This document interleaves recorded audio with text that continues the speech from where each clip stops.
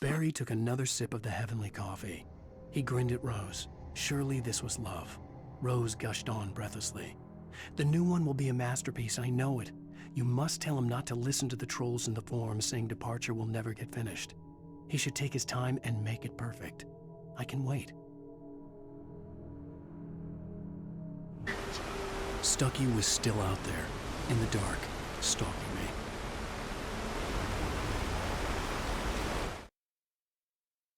For a long time, the dark presence had been weak, sleeping.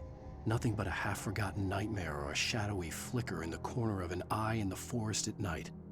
Not real enough to properly exist, and yet too evocative to fade away completely. Now it was waking up. The rider like a fly caught in a spider's web, each jerk and kick vibrating the strands that led deep into its lair. It was aware of him now, and it could use him. All he'd need was a little incentive. Find a phone to call for help. Toby knew the smell. It was the man, the nice man who always gave him treats and never got tired of playing with him. Toby wagged his tail in excited anticipation and gave a joyous bark. Then there was another smell, a wrong smell, and it was alien enough to stop Toby in his tracks. Confused, he growled deep in his throat. The wrong smell came from the nice man. Blind animal terror pierced the dog's brain an instant before the axe followed suit.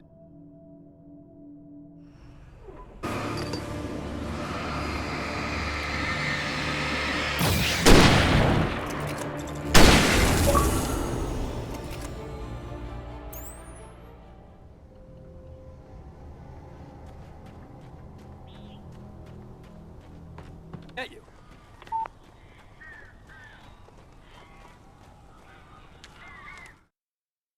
The dark presence had touched the girl to lure the rider into a trap.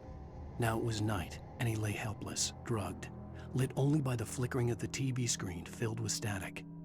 Shadows coalesced in the room as the dark presence leaned close to the rider, ready to touch him again. Back to work, boy.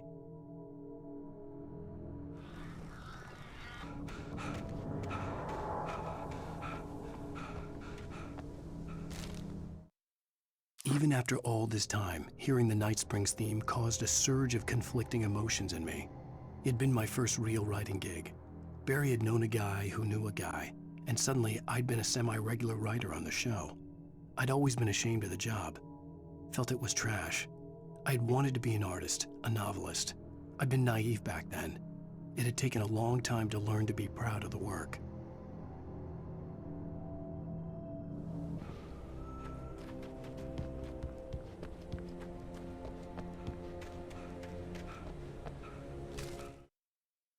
I lifted the page in front of my eyes and read it. In it, I lifted the page in front of my eyes and read it. In it, I lifted the page in front of my eyes and read it. In it, I lifted the page in front of my eyes and read it. In it, I lifted the page in front of my eyes and read it. In it, I lifted the page in front of my eyes and read it.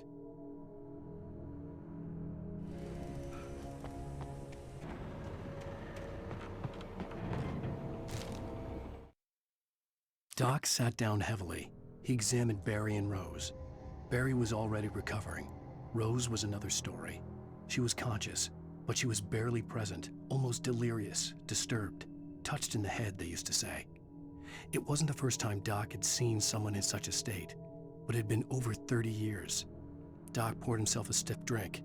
He hadn't forgotten a thing.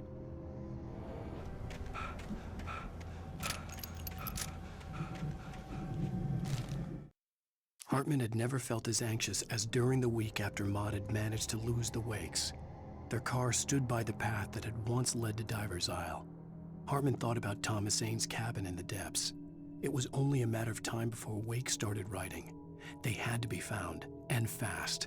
The moment he heard on the police radio that Sheriff Breaker had picked up Wake, he was already in his car driving toward town.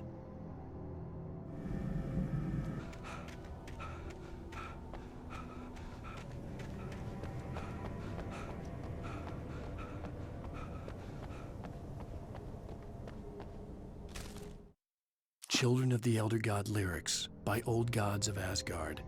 The first verse and chorus.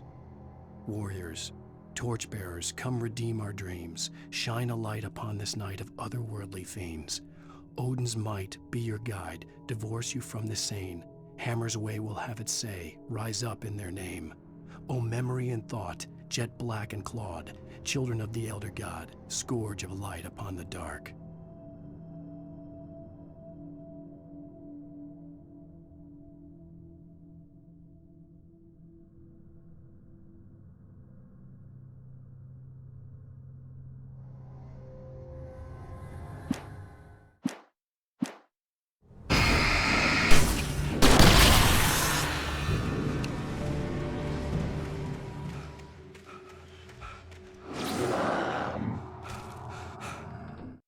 The Poet and the Muse, lyrics by Old Gods of Asgard, the chorus.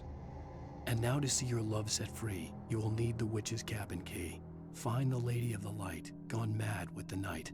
Find the Lady of the Light, still raving in the night. That's how you reshape destiny. Children of the Elder God lyrics by Old Gods of Asgard, the second verse and chorus. Scratching hag, you can rake your claws and gnash your crooked teeth. You've taken slaves like ocean waves, now feel the ocean seethe. Father Tor bless the war between the dark and light. In their songs let their wrongs bring disillusion's night. O memory and thought, jet black and clawed, children of the elder god, scourge of light upon the dark.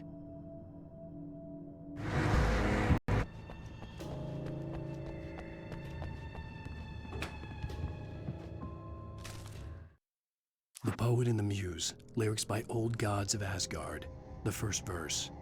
There's an old tale wrought with mystery of Tom the poet and his muse, and a magic lake which gave a life to the words the poet used.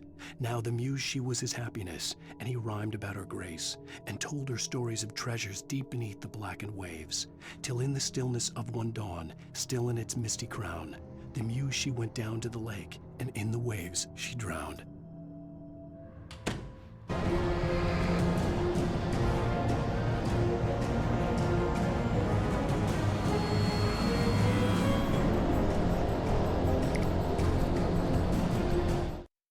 The Poet and the Muse, lyrics by Old Gods of Asgard, the second verse. The poet came down to the lake to call out to his dear. When there was no answer, he was overcome with fear. He searched in vain for his treasure lost, and too soon the night would fall. Only his own echo would wail back at his call. And when he swore to bring back his love by stories he'd create, nightmares shifted in their sleep in the darkness of the lake.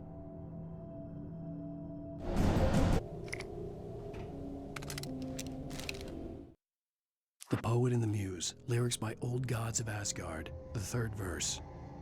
In the dead of night she came to him with darkness in her eyes, wearing a mourning gown, sweet words as her disguise. He took her in without a word, for he saw his grave mistake, and vowed them both to silence deep beneath the lake. Now, if it's real or just a dream, one mystery remains, for it is said on moonless nights they may still haunt this place.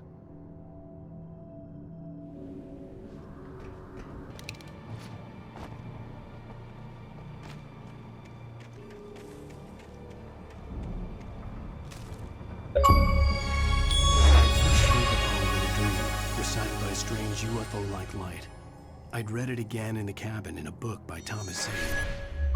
For he did not know that beyond the lake he called home lies a deeper, darker ocean green, where waves are both wilder and more serene. To its ports I've been, to its ports I've been.